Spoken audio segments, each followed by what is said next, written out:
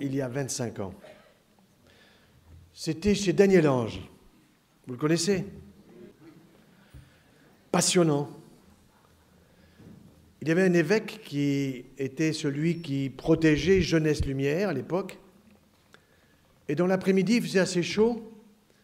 Et l'évêque me dit, « Docteur, est-ce que vous ne voulez pas aller qu'on aille balader dans les champs ?» Pourquoi pas?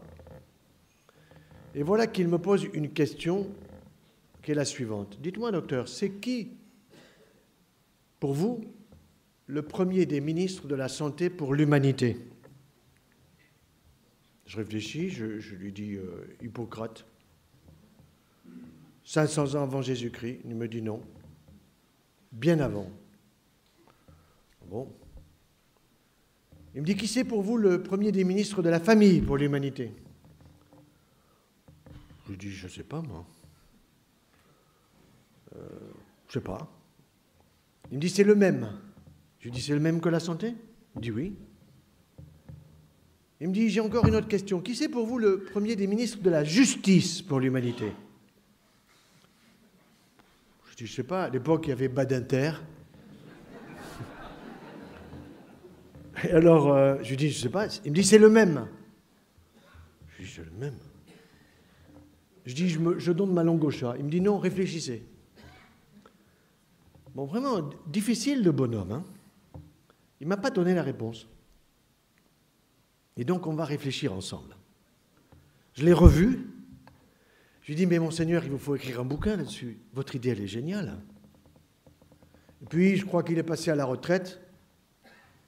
Et à la retraite, souvent, on s'endort. Hein. Et donc,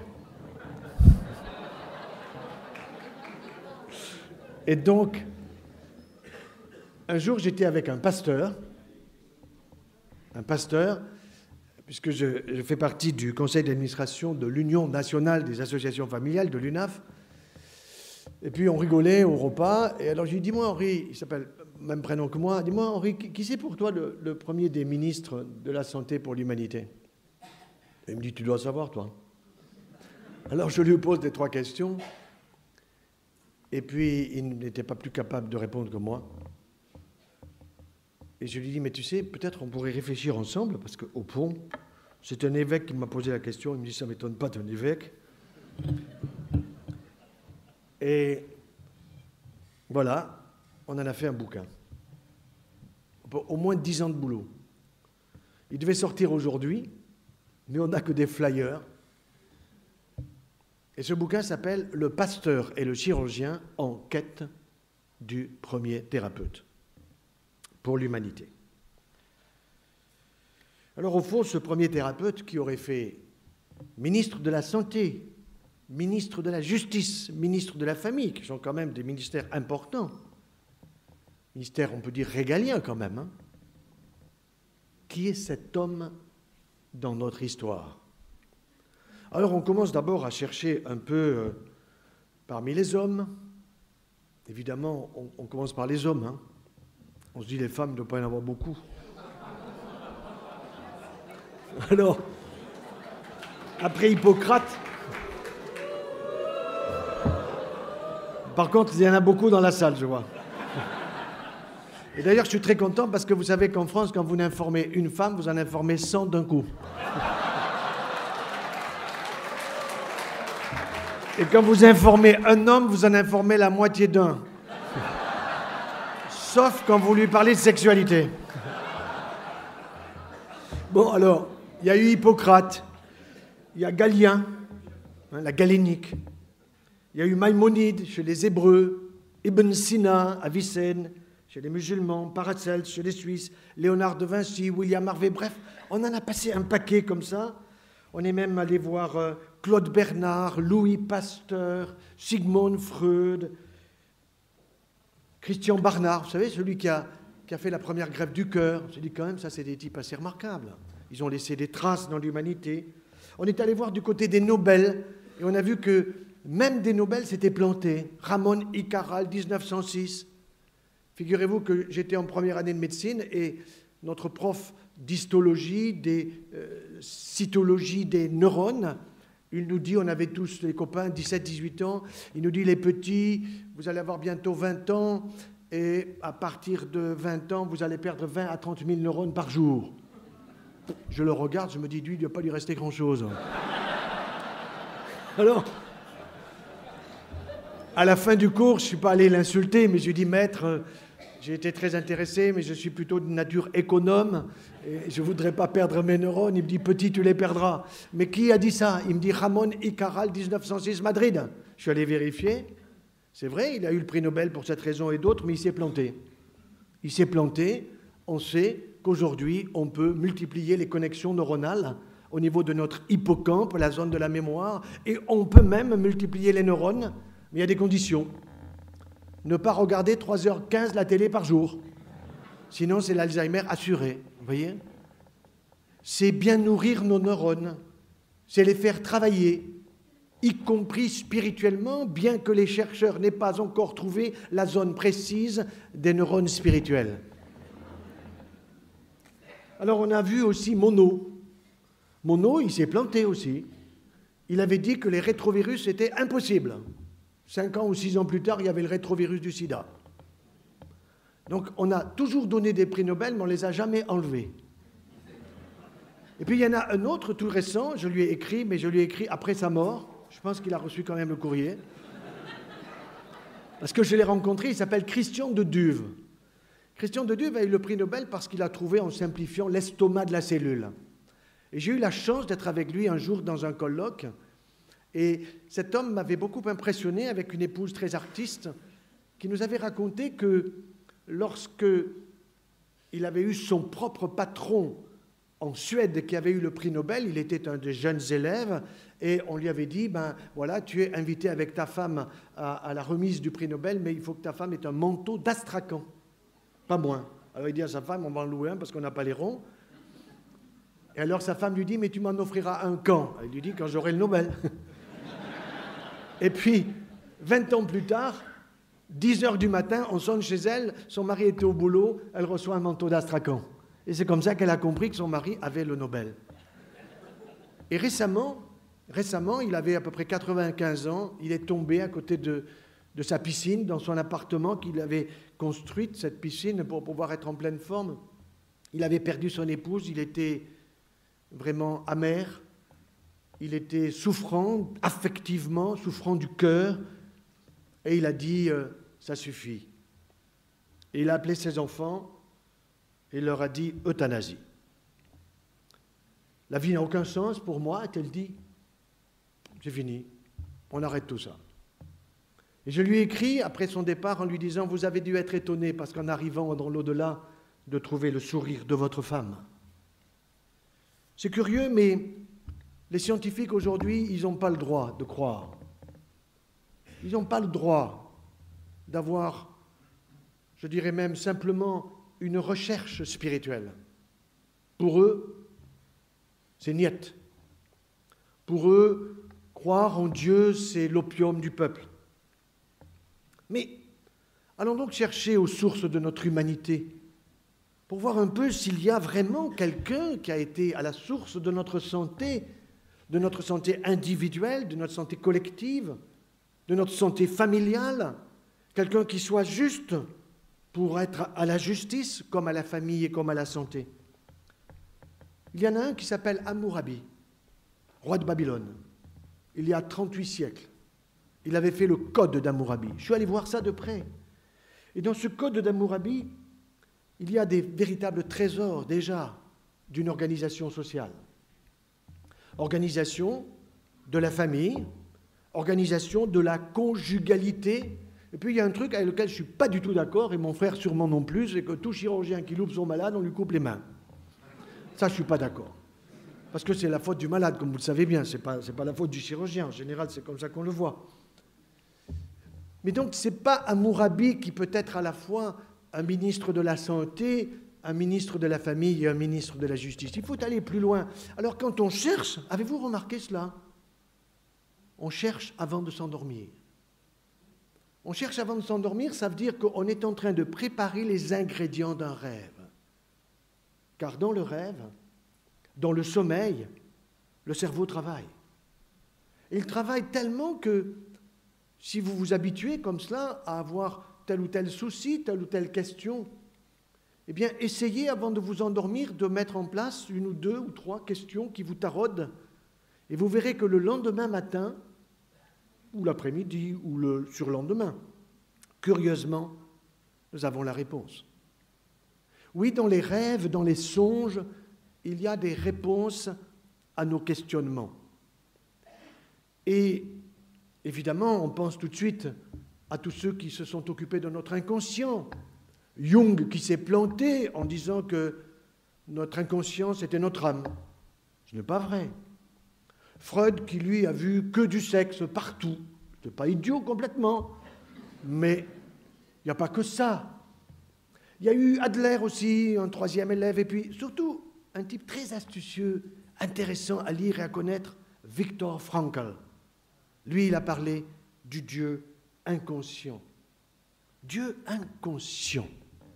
Ce n'est pas l'inconscient, mais c'est effectivement une spiritualité que nous avons tous. Et ce qui me frappe personnellement avec les malades, c'est que quand ils arrivent en fin de vie, alors seules restent les vraies questions. D'où je viens, où je vais, pourquoi ma vie, quel avenir?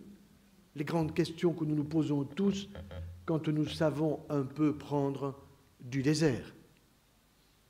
Alors, dans les rêves, il faut aller plus loin parce que ce n'est pas simplement Freud, Frankl ou les autres, mais on va essayer d'aller voir ceux qui nous ont parlé des rêves et des songes. Et dans le peuple hébreu, il y en a beaucoup. Il y en a beaucoup, et souvenez-vous des prophètes. Vous avez Amos, qui était un paysan, vous en avez d'autres qui étaient des intellectuels, il y avait un peu de tout. Puis il y en a un qui était tout petit, et puis il entend des voix, et puis il se dit, je rêve, je suis complètement à côté, alors il va voir son maître qui dit, non, non, écoute bien. Il répond, tu n'as qu'à répondre, me voici. Réponds que tu es là, réponds que tu es là pour entendre. Samuel.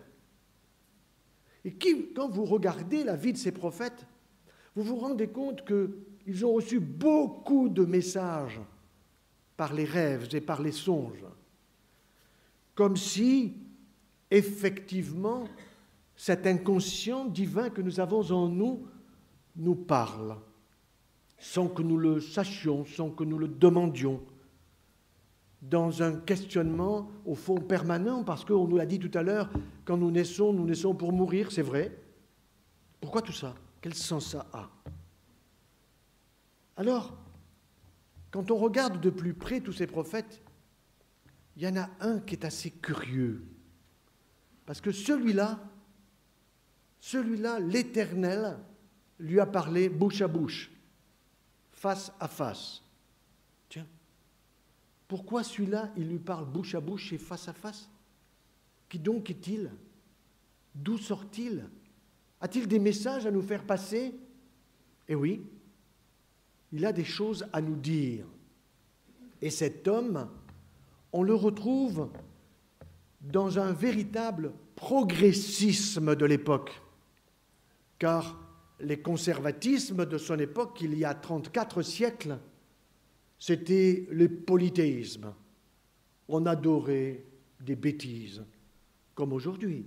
Nous y sommes en plein dans notre société. Et le conservatisme, c'était ça. C'était d'adorer jusqu'au veau d'or. On en a parlé tout à l'heure.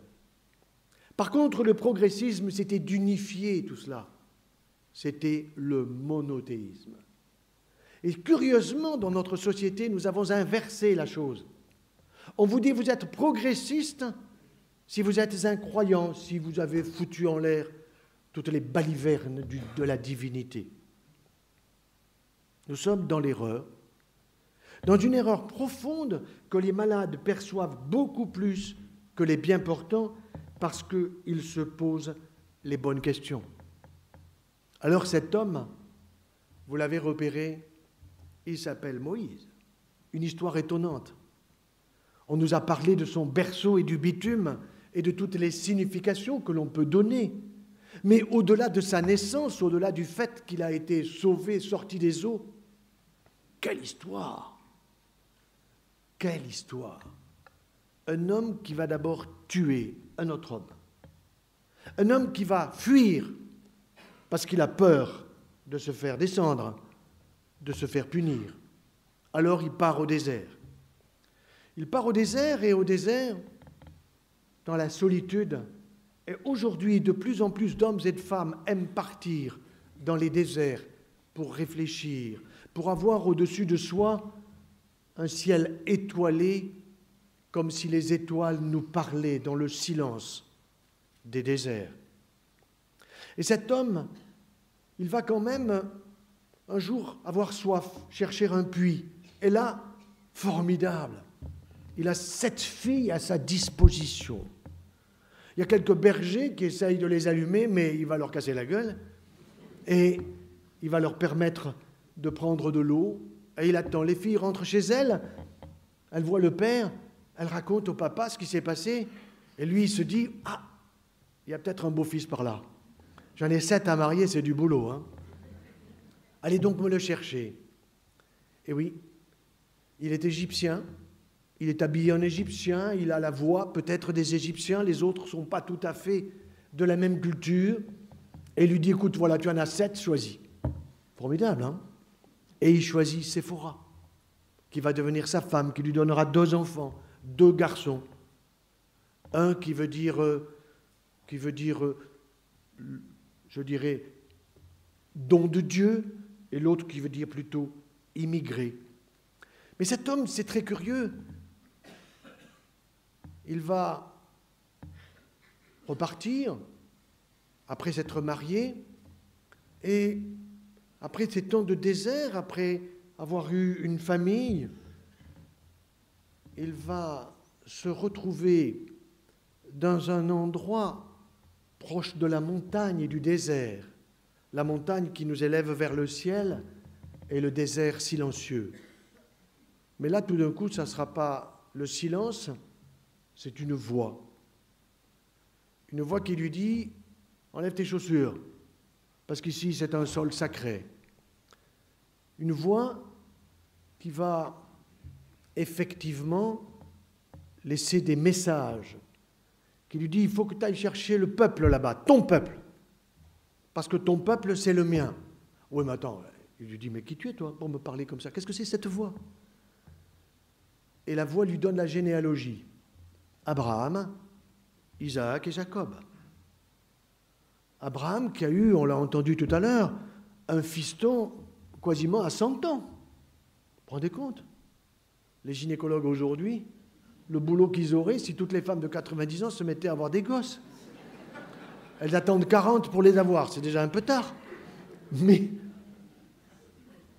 le problème quand même, c'est que comme ça n'arrivait pas à avoir d'enfants, et qu'à cette époque-là, c'était quand même important d'avoir un descendant, elle lui dit, tu n'as qu'à aller avec la servante.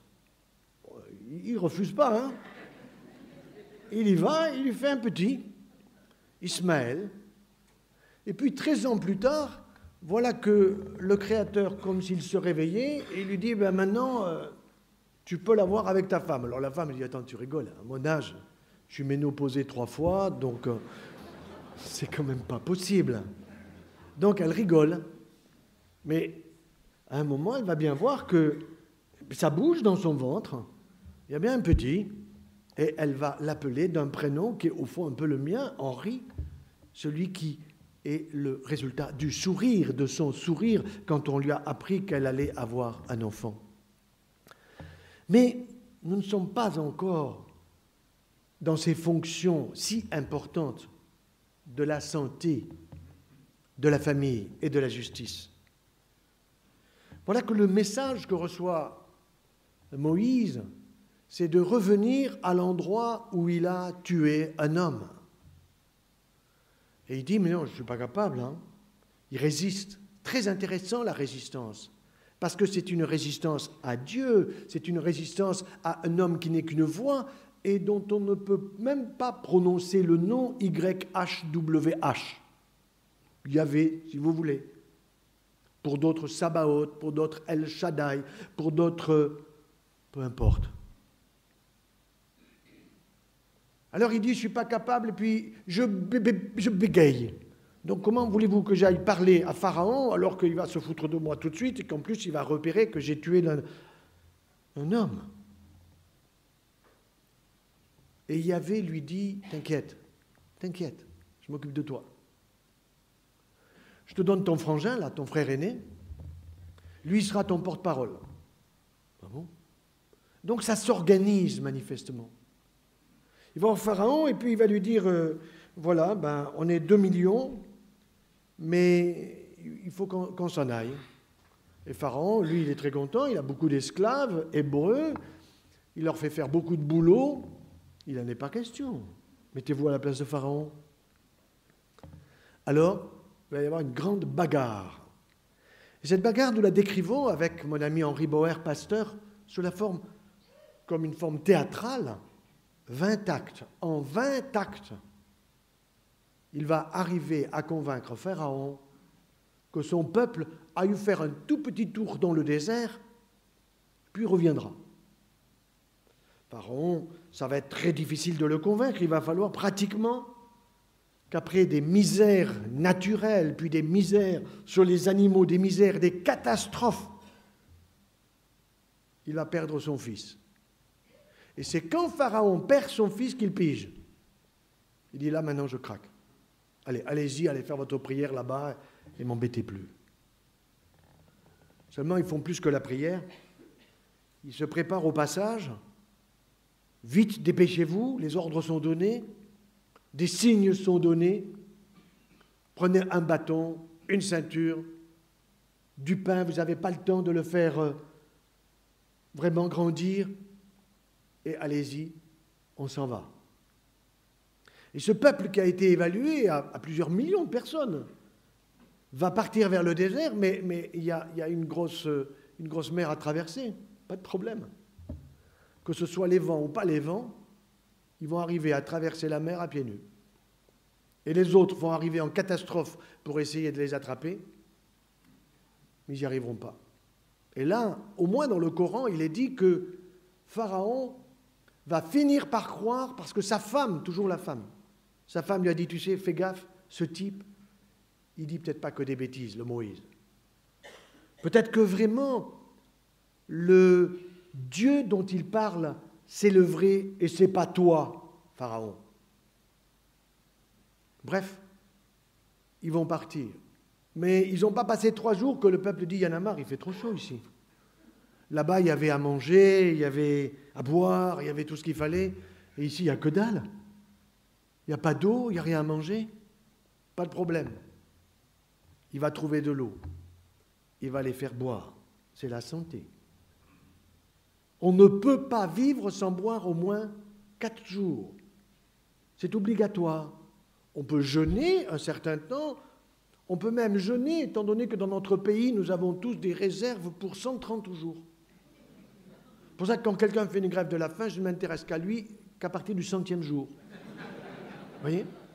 Donc, on a des réserves, mais là, le peuple, lui, il voit vite les réserves fondre et il demande quand même la nourriture. Et pas de problème, il y a la manne. Oui, mais la manne, c'est que du sucre, c'est des glucides, on voudrait des protéines. Pas de problème, arrivent les cailles. C'est quand même très sympa. Il y a à boire, il y a à manger. C'est la santé. C'est la santé. Alors, évidemment que ça ne va pas être facile parce que dans le désert, il y a toujours quelques brigands. C'est comme sur les mers d'aujourd'hui. Pas de problème, il va rencontrer les Amalécites. OK. Je lève les mains vers le ciel. Il est crevé parce qu'il a pratiquement 100 ans. Vous imaginez, tenir les mains comme ça en l'air sans arrêt. Et chaque fois qu'il a les mains en l'air, les Amalécites, ils prennent une raclée. Et dès qu'il baisse les mains, c'est l'inverse. Alors il y a le frangin Aaron et puis le neveu Nour qui sont là pour tenir les bras en l'air, et comme ça, on est sûr qu'on va gagner la bataille. Mais les années passent. Il a promis une terre promise, on ne sait pas où c'est. C'est une promesse. Une promesse qui veut dire quoi? Rien. Une promesse qui est au fond une confiance du chef, mais pas du peuple. Et il va arriver à un endroit où il va être appelé sur la montagne Et sur la montagne, il va rester un long temps, 40 jours, 40 nuits.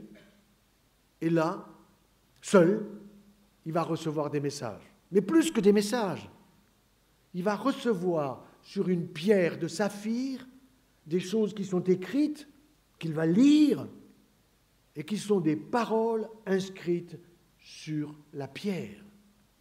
Ah, il dit, c'est génial. C'est génial parce qu'il y en a 10, c'est facile, 5 doigts, donc c'est facile à retenir. Puis il y en a 5 manifestement qui sont plutôt des choses spirituelles. Il faut adorer, bien. Il ne faut pas se moquer, il ne faut pas utiliser n'importe comment le nom de Yahvé, etc. Ouais, ça va. Puis il y en a 7 autres, ah, pour mon peuple, c'est bon, hein. Il y en a une quand même qui le tourne un peu. Il dit, il y a écrit, tu ne tueras pas. Ouais, mais lui, il l'a tué déjà. Mais il trouve que c'est une bonne idée quand même. Parce qu'il n'aurait pas dû le faire. Mais il ne va pas trop discuter parce qu'il prend ses pierres et de joie et de bonheur, il va descendre apporter ça à son peuple. Mais le peuple, lui, il en a marre d'attendre. Il en a tellement marre d'attendre qu'avant de partir, ils ont ramassé toutes les bijoux, toutes les choses dorées des Égyptiens et ils se sont dit, après tout, hein, on va en faire de jolies choses, ça va être ça qui sera ce que nous vénérerons. Et Aaron, le premier, il va jouer le jeu. Et ils vont faire le veau d'or, tandis que Moïse arrive et il voit la pagaille en bas, vous imaginez. Furax, il casse tout. Il prend les pierres et il les casse. C'est pas très malin. Parce que c'était quand même des pierres sur lesquelles étaient inscrites des choses fondamentales pour les humains, mais sa rage, on peut considérer que c'est une rage extrêmement humaine, fait qu'au fond, il casse tout, ça nous arrive à tous là, quand nous sommes très mécontents. Mais il va être rappelé. Il va être rappelé, si vous comptez bien, 6 fois. 6 fois. Et une des dernières fois, Yahvé va lui dire, ben c'est toi qui vas sculpter ça sur la pierre. Voilà un marteau à burin, orthopédiste. Et tu vas taper tout ce que tu as lu. Alors ça vient de sa conscience, diront certains. Alors ça ne vient pas de Dieu, pour ceux qui ne veulent pas y croire. Peu importe. Si même ça venait que de sa conscience, c'est assez génial. Et ces paroles-là, il faut regarder de très près comment elles sont construites. On peut, comme beaucoup de rabbins l'ont fait, essayer de les réunir entre la 1 et la 6. La première, je suis l'Éternel ton Dieu. Et la 6e, tu ne tueras point, car le meurtrier détruit l'image de Dieu. La vie humaine, elle est sacrée. Et curieusement, en France, nous avons dû attendre M. Badinter, dont je vous parlais tout à l'heure, pour que la peine de mort soit abolie. Et j'ai relu tous les textes qui ont été donnés par Robert Badinter lorsque, devant l'Assemblée nationale ou le Sénat, il a défendu son projet de loi. Pas une seule fois il n'a cité cette parole qui date de 34 siècles, qui est indiscutable, tu ne tueras pas. Ça veut dire, tu ne tueras pas, point, quelles que soient les conditions. Quelles que soient les conditions, que ce soit celle de la guerre, que ce soit celle de celui qui a tué et qui mériterait la mort, quelles que soient les conditions. La deuxième, pour ceux qui croient, tu n'adoreras pas d'autre Dieu. Et en face, vous mettez la 7e, tu ne feras point l'adultère, car l'idolâtrie est une infidélité et l'adultère en est une aussi. Intéressant de réunir ces deux-là. La 3e, tu n'invoqueras pas en vain le nom de Dieu, et en face, vous mettez la 8e, tu ne voleras point, car le blasphème est un vol à Dieu, et le vol même va mener au blasphème ou au mensonge. Tu voles pas le bœuf du voisin. Mais sommes-nous pas aujourd'hui dans une société où il faudrait rappeler un certain nombre de ces paroles? Alors je suis en dispute en ce moment, dispute sympathique, avec un de mes gendres qui, lui, ne supporte pas que je dise 10 paroles. Il me dit, c'est 10 commandements. Je dis, oui, je vois bien que votre maman était d'origine juive. Hein. Parce que les commandements, dans, je dirais, la signification actuelle, quand vous dites à un gosse « je te commande », c'est la première des choses qu'il va faire, c'est faire l'inverse que vous lui avez demandé. Vous avez remarqué ça? Et c'est vrai que quand on a un certain état de capacité de réflexion, il vaut mieux donner sous forme de conseil. Je te conseille de, en expliquant le pourquoi je te donne ce conseil, plutôt que de donner un commandement. Parce que si par exemple je vous disais « je vous commande » ou que dans 1 minute vous ne regardiez pas au plafond, c'est le meilleur moyen pour que dans moins d'1 minute vous regardiez au plafond, parce que je vous ai interdit d'eux, je vous ai mis un interdit.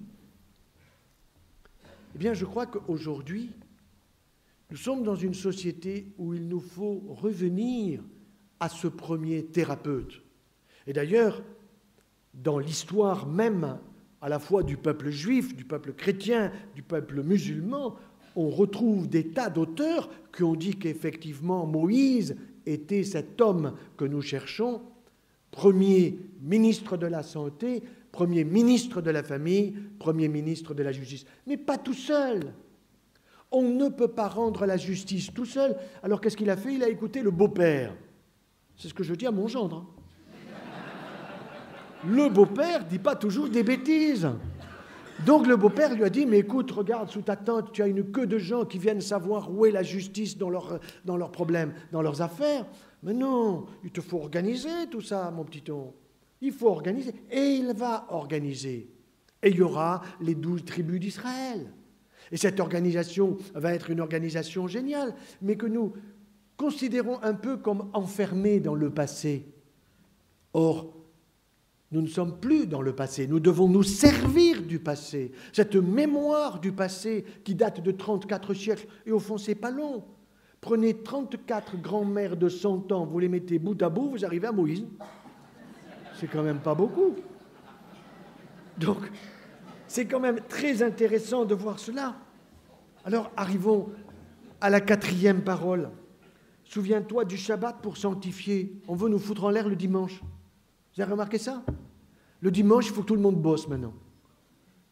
Mais parfois, il faut que tout le monde ne bosse pas de la semaine entière, parce que ça s'appelle le chômage, parce qu'on ne sait pas répartir le travail. Parce que le travail, c'est la reconnaissance, c'est le respect, c'est la dignité de la personne. Et nous sommes dans une société où aujourd'hui, on a oublié tous ces paramètres, et où le dieu argent, et où le dieu tourisme, et où le dieu vacances, et où le dieu sexualité, ce sont les nouveaux polythéismes qui sont en réalité un retour à des conservatismes.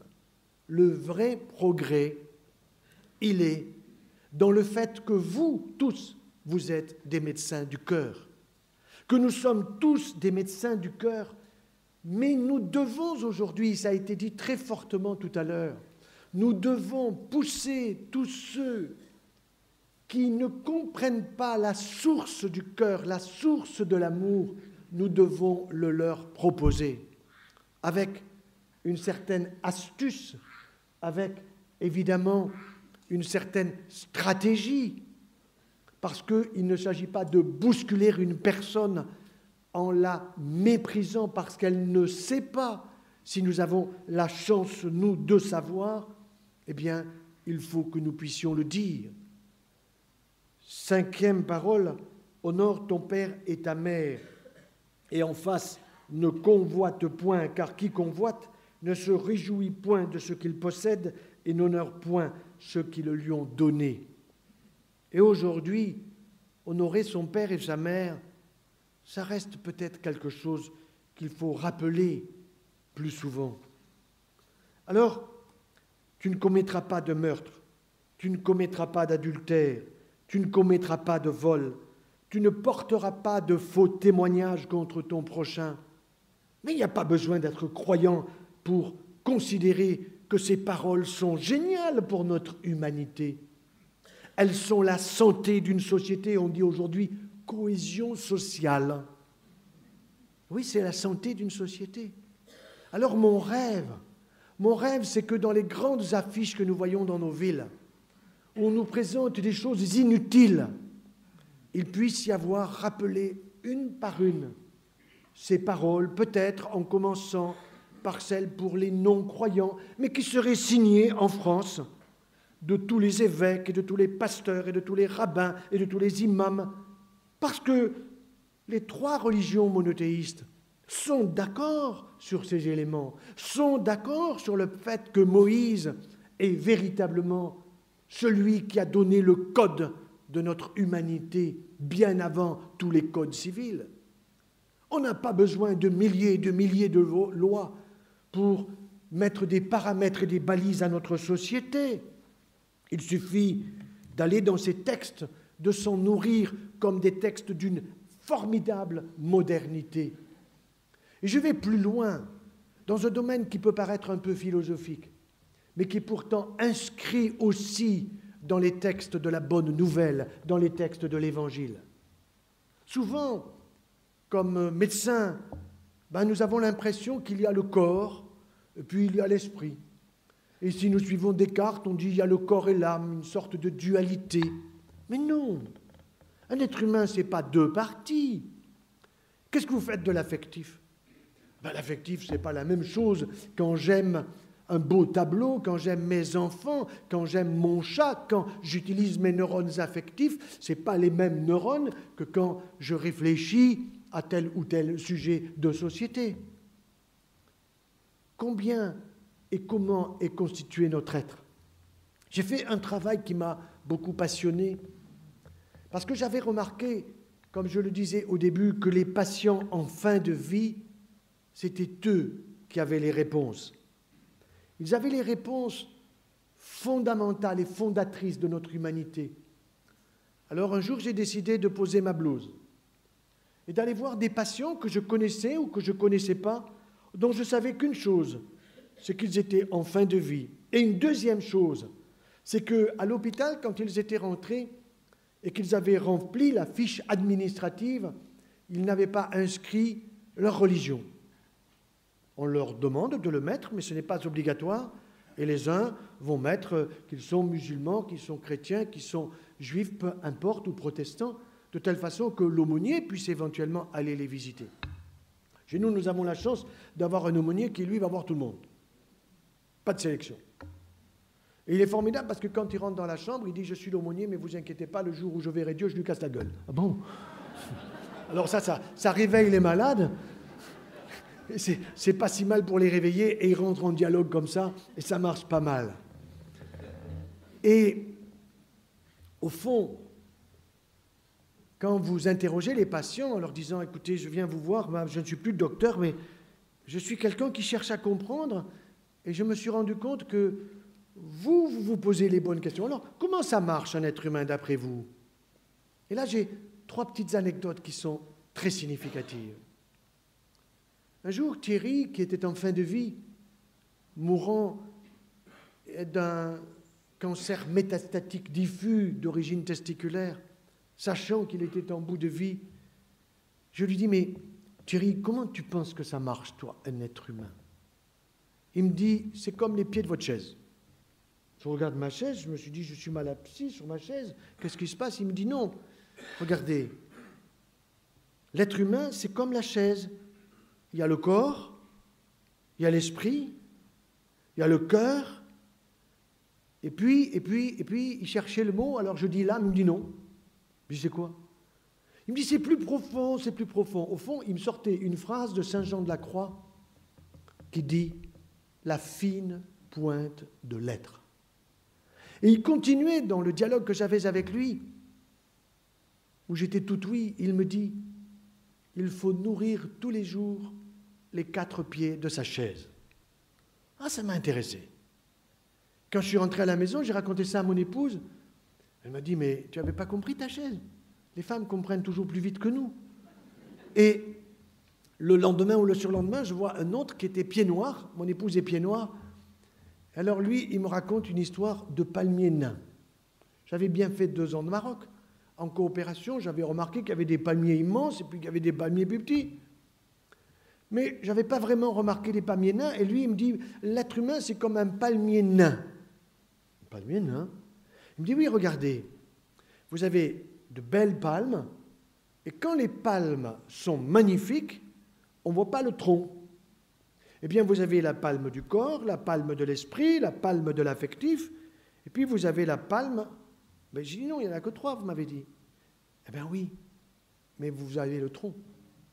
Eh bien, quand la palme de l'affectif ou la palme du corps ou la palme de l'esprit sont malades, alors elles deviennent diaphanes, transparentes. Et cette transparence permet de voir le tronc. Et le tronc, c'est ce qui anime le tout.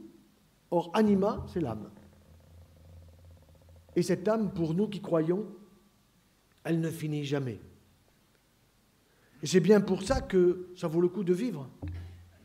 Ça vaut le coup de se préparer. Ça vaut le coup de vivre comme Moïse, 120 ans. Donc il faut qu'on vise tous 120 ans. Et à 120 ans, il avait encore toutes ses oreilles, il n'était pas appareillé. Il avait toutes ses dents. Il avait tous ses yeux pour voir la terre promise, mais il n'a pas eu le droit d'y aller. Et le big boss lui a dit, mais non, ça suffit, un baiser pour la bouche et tu dégages. Mais j'en ai trouvé un autre qui est allé plus loin.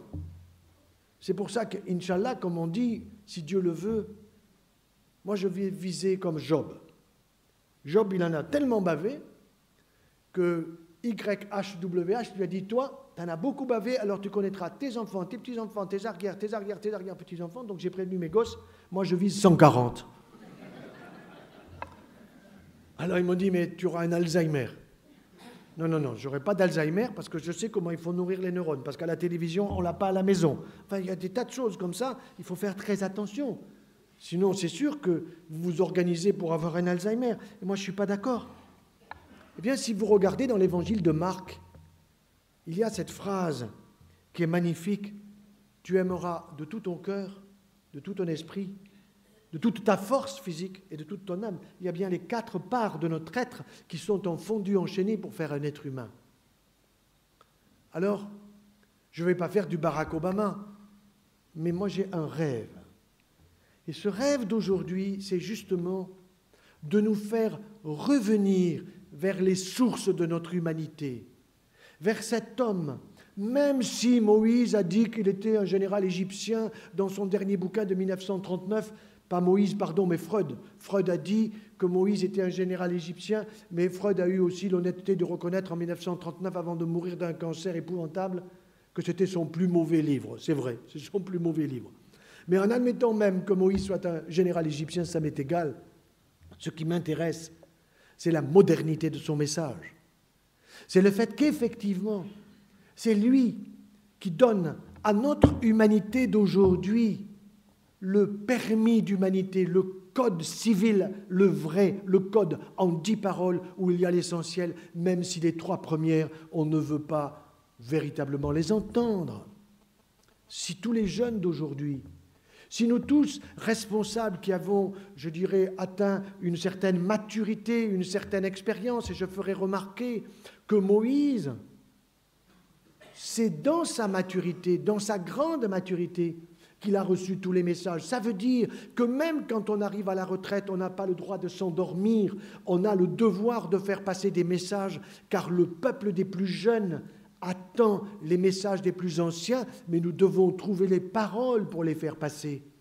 Et ça, ce n'est pas évident. C'est une stratégie avec des médias qui considèrent que tout ce qui vient du spirituel, c'est nul. Ben, ce n'est pas vrai.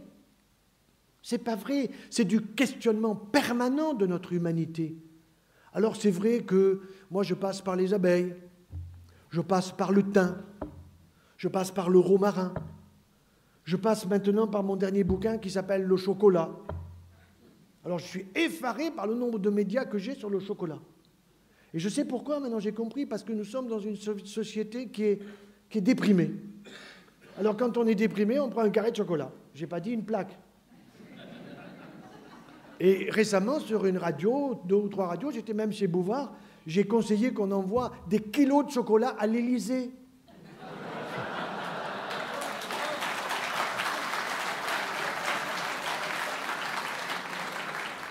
Au fond, ce cher petit Moïse nous donne avec beaucoup de persévérance, parce que c'est assez fabuleux de voir la persévérance de cet homme, à la fois pour se battre un peu contre Yahvé en lui disant « mais je ne peux pas faire la mission que tu me demandes, c'est pas possible ». Et nous sommes tous dans cet état-là, où nous sentons bien qu'il y a quelque chose à faire, mais on dit « mais non, un autre le fera pour moi, je ne suis pas capable, je bégaye, j'ai des difficultés, je suis trop vieux, personne ne m'écoutera ». Non, nous devons persévérer et trouver dans cette vie de Moïse, véritablement une source d'inspiration, une source pour que nous ayons la pêche, pour que nous ayons le tonus, avec humilité, parce que c'est un homme extrêmement humble, avec, imaginez, de porter en plus le meurtre d'un des siens. Mais il avait été nourri par sa propre mère, on vous l'a dit tout à l'heure. Et je vous ai dit que nous avions cherché pour arriver à Moïse du côté des hommes, mais nous avons cherché aussi du côté des femmes. Et les premières que nous avons trouvées, ça va vous étonner, c'était 2 sages-femmes.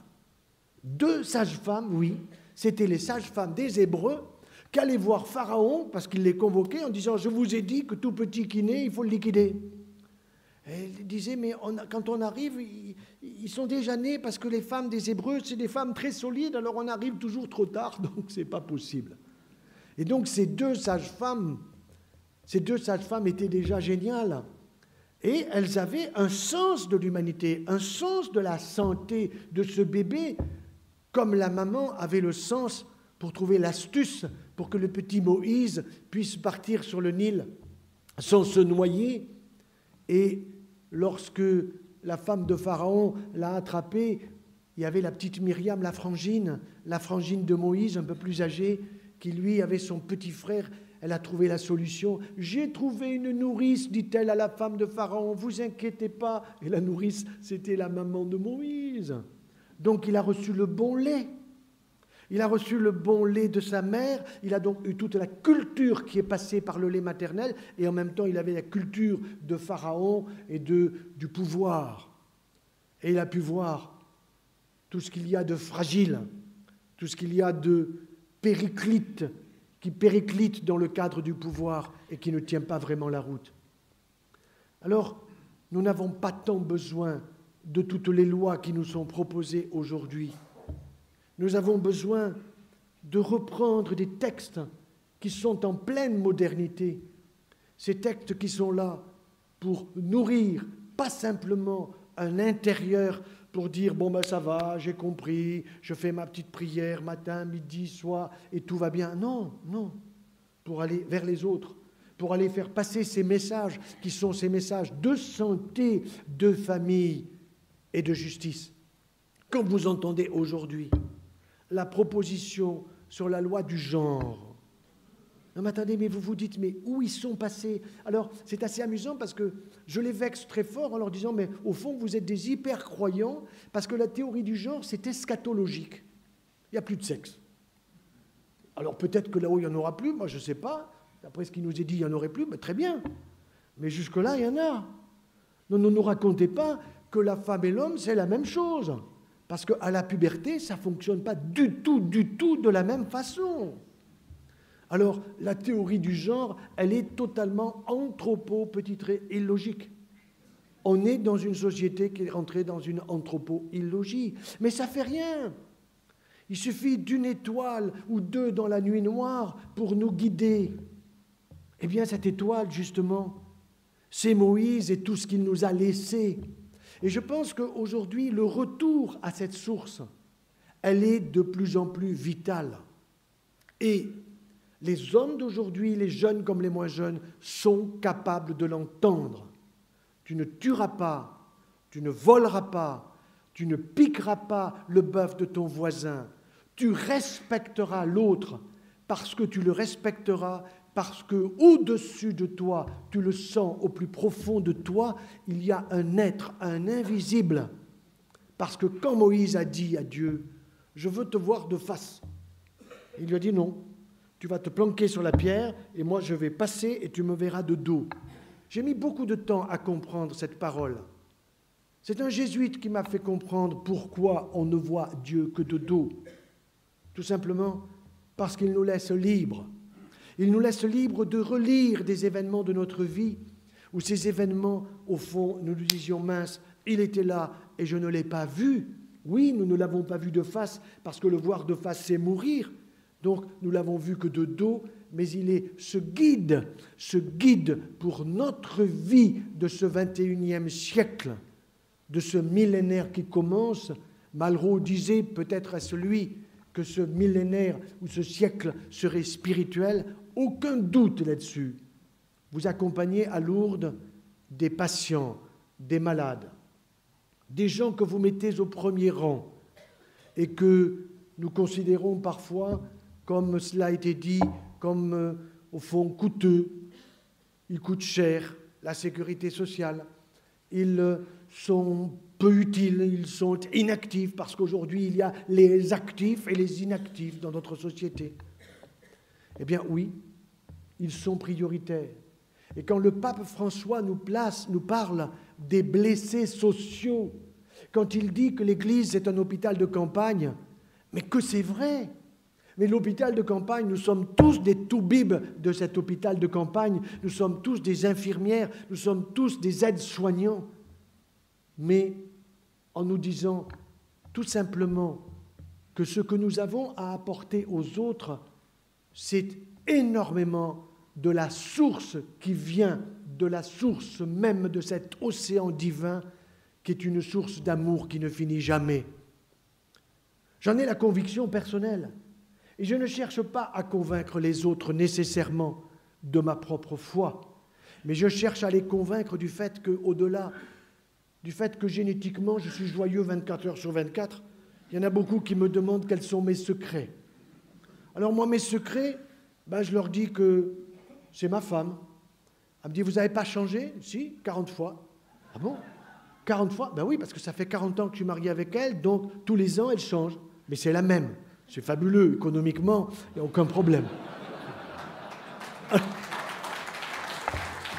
Alors, il me demande aussi d'où je sors la pêche. Je dis, on mange bien à la maison. On fait attention à ce qu'on consomme. On prend sud Méditerranée, l'huile d'olive, c'est très bon pour la santé, des poissons, des fruits de mer, vous voyez, tout ce qui est autour de la Méditerranée. C'est ici que nous mangeons le mieux. Et puis, aucun problème. Et puis aussi, je leur dis, c'est les enfants. Parce que les enfants, quel plaisir de transmettre, même quand ils vous emmerdent. Parce que quand vous avez un adolescent qui est trop gentil, méfiez-vous. Hein. Et par contre, quand il s'oppose, alors là, c'est formidable. Il s'oppose contre le thorax de son père, contre l'affectivité de sa mère, et il faut que le gosse, on lui dise « Hé petit, attention, tu respecteras ton père et ta mère ». Où c'est que c'est écrit ça? Tiens, c'est sur la pierre, viens voir, je vais te montrer, ça a 34 siècles. 34 siècles? Mais oui mon gars, regarde. Ah, il dit « C'est pas possible, je pensais que c'était une invention à toi ». Ben pas du tout. Ça a du sens. Et ce sens-là, au fond, cette source absolument magnifique que nous avons dans l'Ancien Testament, dans le Nouveau Testament, dans cette bonne parole que nous avons à transmettre, c'est une énergie fabuleuse et je veux vous remercier au nom de tous les malades. Je n'ai pas votre courage. Je vais à Lourdes assez souvent, bien sûr, mais plus souvent pour donner des conférences, mais pas toujours pour m'occuper des malades parce que j'en ai trop à l'hôpital. Mais ce que vous faites pour les malades est extrêmement important parce que moi, je les vois revenir des pèlerinages. Que ce soit le vôtre ou que ce soit Lourdes Cancer Espérance, je les revois avec dans les yeux une véritable énergie nouvelle. Je n'ai jamais vu de miracle sauf un. C'est un prêtre, mais lui, il dit qu'il n'a pas été miraculé. Alors je vais terminer par là, parce que figurez-vous que cet homme avait été opéré et il y avait eu des complications extrêmement graves. Il avait quasiment le ventre ouvert, et donc il était inopérable, et il fallait absolument que par la nutrition, tout cela se referme. Bref, ça se refermait bien. Et puis, le prêtre un jour me dit « Docteur, est-ce que vous me permettez d'aller à Lourdes ?» Je dis « Pas de problème. » Mes infirmières étaient contre, mes collègues étaient contre, parce que ce n'était pas complètement cicatrisé. Mais moi, j'avais confiance dans la bonne mère. Tu sais, c'est le meilleur toubib. Donc, pas de problème. Comme c'était mon malade, vous savez, on dit souvent mon malade, comme s'il nous appartenait. J'ai dit, feu vert, père, vous allez là-bas à Lourdes. Alors, l'ambulancier vient le chercher. Ils arrivent à la gare de Montpellier, le train était parti. Alors il dit, vous allez voir, je rattrape à Béziers. À Béziers, le train était passé. Il arrive à Narbonne, le train était passé. Bref, il arrive à Carcassonne, et en catastrophe, on monte le brancard et on le met dans le train. Et voilà que dans le train, hyper stressé, le bon père, il se met à vomir du sang. La tension, 6. Il arrive à Lourdes, on m'appelle. Aïe, aïe, aïe. Je dis, écoutez, passez-le quand même à la grotte, qui touche au moins, et puis qui rentre tout de suite, parce que là, il va perdre la vie. Et moi, j'étais très inquiet pour mes collègues, hein, et pour mes infirmières, parce que je m'étais dit, ils vont finir par croire un peu à Lourdes. Quand il est rentré, moi, je serrais les dents. Donc, on l'a opéré. Qu'est-ce qu'on a trouvé? On a trouvé quelque chose dans son ventre qui allait exploser et qui l'aurait tué sur le moment. Et donc, heureusement qu'il y a eu cette catastrophe en allant à Lourdes, qui fait que nous l'avons opéré, nous lui avons sauvé la vie.